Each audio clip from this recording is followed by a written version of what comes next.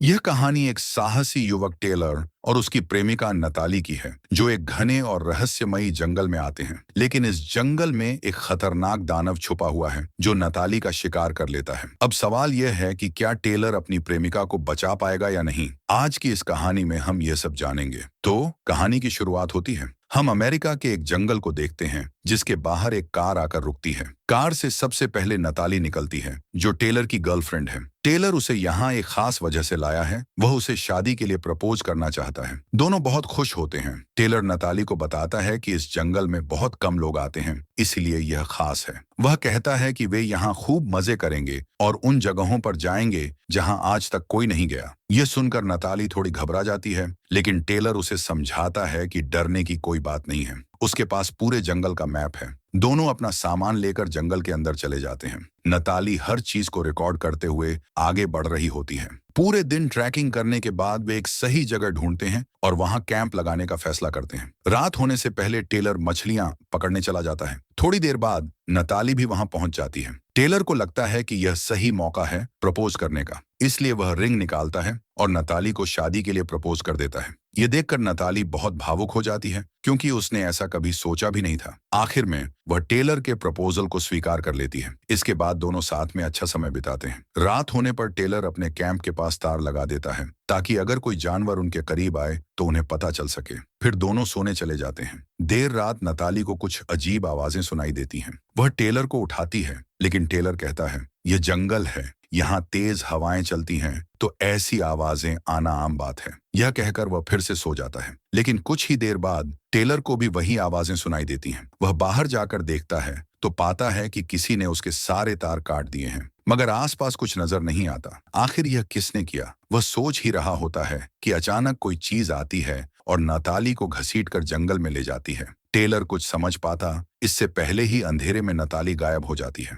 न वह देख पाता कि उसे कौन ले गया, और न ही यह समझ पाता कि आखिर हुआ क्या। उस दिन के बाद से टेलर का मानसिक संतुलन बिगड़ने लगता है। लोग उसे पागल कहने लगते हैं, क्योंकि वह अजीब अजीब बातें करता रहता है। अब इस घटना को 12 महीने बीत चुके हैं, लेकिन टेलर की हालत में कोई सुधार नहीं हुआ। उसकी माँ अब उसे रिहैब में और नहीं रख सकती, इसलिए वह उसे घर ले आती है। लेकिन टेलर के दिमाग में आज भी वही सवाल घूम रहे हैं। वह कहता है, लोग कहते हैं कि नताली को कोई बड़ा भालू उठा ले गया, लेकिन मैं यह नहीं मानता। यह काम किसी भालू का हो ही नहीं सकता। आज भी मुझे उसकी चीखें सुनाई देती हैं, जैसे वह मुझसे मदद मांग रही हो। जब तक मैं उसे ढूंढ नहीं लेता, तब तक सब कुछ सही नहीं होगा। इसीलिए टेलर अब अपने सवालों के जवाब ढूंढने के लिए एक बार फिर उसी जंगल में जाने का फैसला करता है। उसकी माँ भी समझ चुकी है कि जब तक टेलर अपने मन की सारी भड़ास नहीं निकाल लेता, तब तक वह ठीक नहीं हो पाएगा। इसलिए वह उसे कहीं भी जाने से रोकती है और कहती है, मैं तुम्हारे साथ हूँ। अगर तुम्हें किसी भी चीज की जरूरत हो तो मुझसे कहो। इसके बाद टेलर अपने कमरे में जाकर उस दिन की तस्वीरें देखने लगता है, जो नताली ने क्लिक की थी। तभी अचानक उसकी नजर एक तस्वीर के बैकग्राउंड पर जाती है। उसे वहां कुछ अजीब सा दिखाई देता है। न वह कोई जानवर था, न इंसान। ये देखकर टेलर को शक होने लगता है कि नताली की गुमशुदगी के पीछे उसी अजीब चीज का हाथ है। इसलिए इस बार वह पूरी तैयारी के साथ जंगल में जाने का फैसला करता है, ताकि नताली के कातिल या फिर नताली को खुद तलाश सके। उसके मुताबिक वह अभी भी जिंदा है और किसी तरह जंगल में खुद को जिंदा रखने की कोशिश कर रही है। टेलर उसी रास्ते से जंगल में प्रवेश करता है, जिससे वह 1 साल पहले नताली के साथ आया था। लेकिन इस बार वह पूरी तरह तैयार है। उसके पास एक लोडेड बंदूक और कैंपिंग के जरूरी सामान है। जंगल के अंदर जाते जाते उसे चेतावनी वाले साइन बोर्ड दिखने लगते हैं, जिन पर लिखा होता है कि आगे जाना मना है। लेकिन टेलर उन बोर्डों को नजरअंदाज करता है और आगे बढ़ता जाता है। टेलर जंगल में आगे बढ़ता है, तभी उसे कुछ पेड़ों पर कंकाल लटके हुए दिखाई देते हैं। ये किसने लगाए होंगे, उसे इसका अंदाजा नहीं है, लेकिन इतना तो साफ है कि यह किसी आम इंसान का काम नहीं हो सकता। इसी बीच जब वह पानी पी रहा होता है, तो उसे जमीन पर एक बड़ा सा फुटप्रिंट नजर आता है। टेलर को लगता है कि यह उसी चीज का हो सकता है जिसकी वह तलाश कर रहा है। फुटप्रिंट अभी नया ही है, इसलिए वह तुरंत अपनी राइफल निकाल लेता है। हो सकता है वो यहीं कहीं आसपास हो। वह सोचता है कि जैसे ही वह चीज उसे दिखेगी, वह उसे गोली मार देगा, क्योंकि इसी इरादे से वह यहाँ आया है। लेकिन काफी देर इंतजार करने के बाद भी उसे कुछ दिखाई नहीं देता। थक कर वह झरने के पास जाकर पानी भरने लगता है। तभी हम उसके पीछे किसी की परछाई को तेजी से गुजरते हुए देखते हैं। टेलर जब पानी भरकर लौटता है तो उसे एहसास होता है कि उसका सामान गायब है। ये देखकर वह और ज्यादा चौकन्ना हो जाता है। अब रात होने वाली है और उसके पास ज्यादा सामान भी नहीं बचा। उसे समझ आ जाता है कि जिस चीज की वह तलाश कर रहा है उसने उसे देख लिया है और जानबूझकर उसका सामान दूर फेंक दिया ताकि वह डर कर वापस चला जाए। लेकिन टेलर हार मानने वाला नहीं है। वह जंगल से वापस अपनी कार के पास आ जाता है और यहीं रात बिताने का फैसला करता है। सुबह होते ही पहली बार उसका सामना उस खौफनाक चीज से होता है। वह अजीब चीज उसकी कार पर हमला कर देती है और पूरी कोशिश करती है कि टेलर डर जाए या फिर उसे चोट लगे, लेकिन टेलर हिम्मत नहीं हारता। वह तुरंत उस पर गोली चलाने की कोशिश करता है, लेकिन इससे पहले कि वह निशाना लगा पाता, वह रहस्यमयी चीज वहां से भाग जाती है। जिसके कुछ देर बाद वहां जॉनी नाम का एक आदमी आता है, जिसे देखकर टेलर को राहत मिलती है। जॉनी उसे बताता है, मैं एक शिकारी हूँ, मैंने तुम्हारी गोलियों की आवाज सुनी इसलिए यहाँ आ गया। अब डरने की जरूरत नहीं है। इस जंगल में अकेले रहना सुरक्षित नहीं है क्योंकि यह बहुत बड़ा और खतरनाक जंगल है। चलो मेरे साथ चलो, मेरे पास काफी सामान है। टेलर को जॉनी की बात पर भरोसा हो जाता है, इसलिए वह उसके साथ जाने को तैयार हो जाता है। हालांकि जो कुछ भी आज हुआ उससे टेलर अभी भी घबराया हुआ महसूस कर रहा है।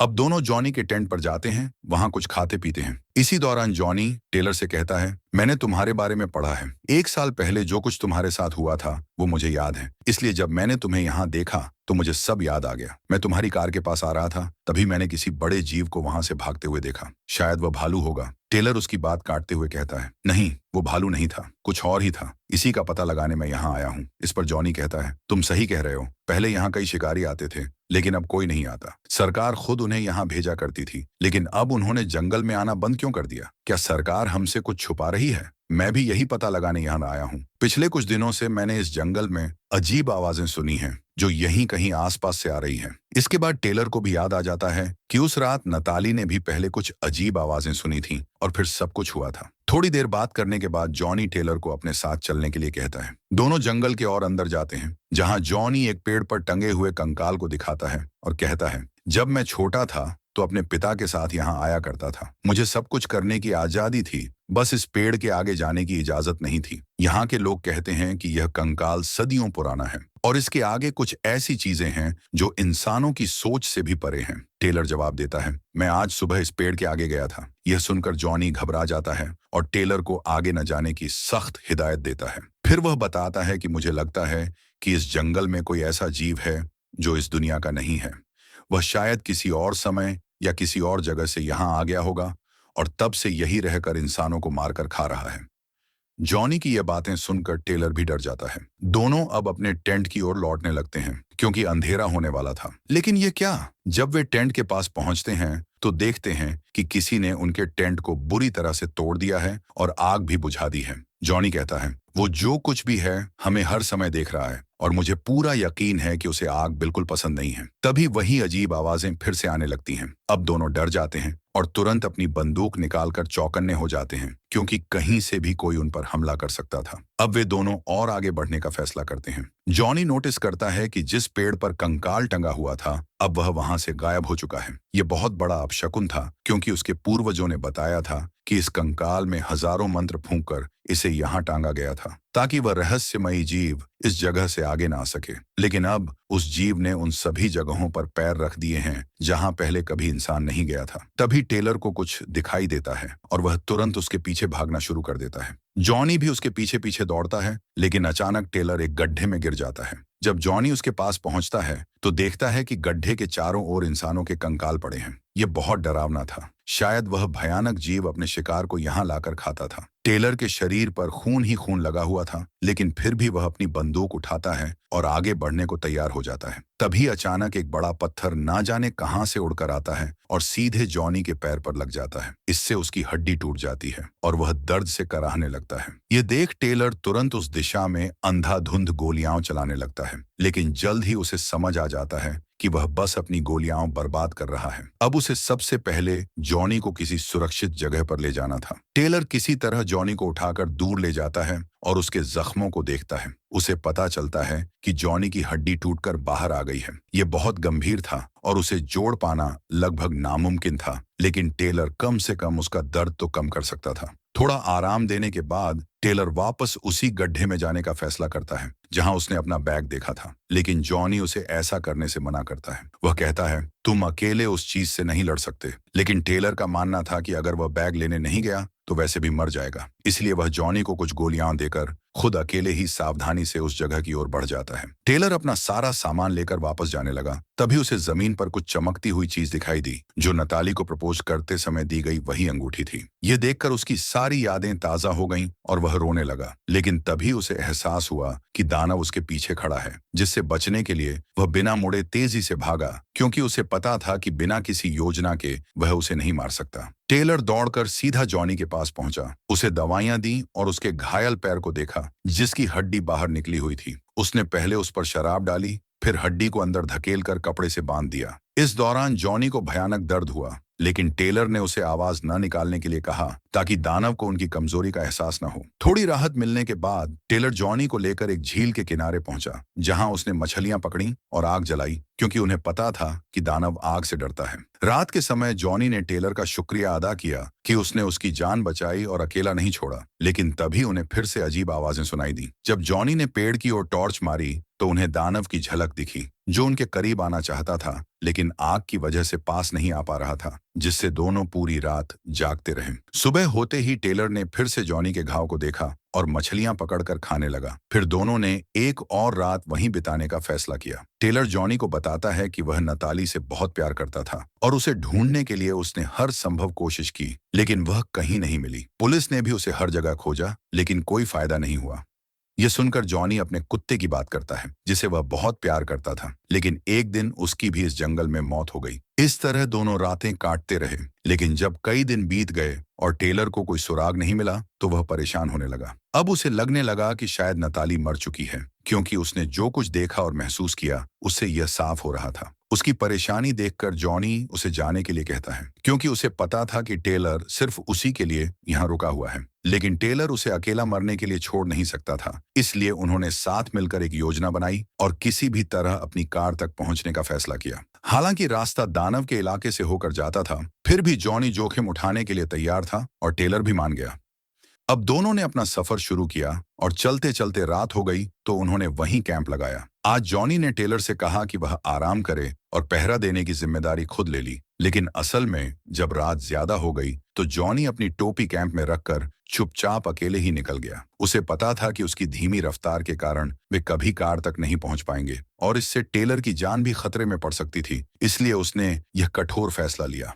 अब सुबह होने पर टेलर जब जॉनी की टोपी देखता है तो उसे समझ आ जाता है कि जॉनी क्या करने गया था। वह उसे अकेले नहीं छोड़ सकता, इसलिए तुरंत उसके पैरों के निशान का पीछा करता है। रास्ते में उसे कई जगह खून के धब्बे दिखते हैं। तभी उसे जॉनी की चीख सुनाई देती है। वह तेजी से उस दिशा में भागता है और वहां पहुंचकर देखता है कि दानव, जो बिल्कुल इंसान जैसा दिखता था लेकिन बहुत बड़ा था, जॉनी के शरीर को खा रहा था। यह देखकर टेलर ने गोली चलाई, लेकिन निशाना चूक गया। दानव ने उसे देख लिया और उन दोनों के बीच लड़ाई शुरू हो गई। दानव ने टेलर को उठाकर इधर उधर पटकना शुरू किया, लेकिन किसी तरह टेलर अपनी जान बचाने में कामयाब हो गया। पर अब वह डरकर भागने वाला नहीं था। उसे अपने दोस्त और नताली की मौत का बदला लेना था। उसने एक योजना बनाई और पहले अपने कैंप में गया, जहां एक बड़ी आग जलाई और कुछ नुकीले हथियार बनाए। फिर वह सुबह होते ही अपनी कार के पास पहुंचा, वहां से पेट्रोल के 2 कैन निकाले और एक कैन का तेल गाड़ी के चारों ओर फैला दिया, जबकि दूसरा कैन कार के पास रख दिया। इसके बाद उसने कार का हॉर्न बजाना शुरू कर दिया,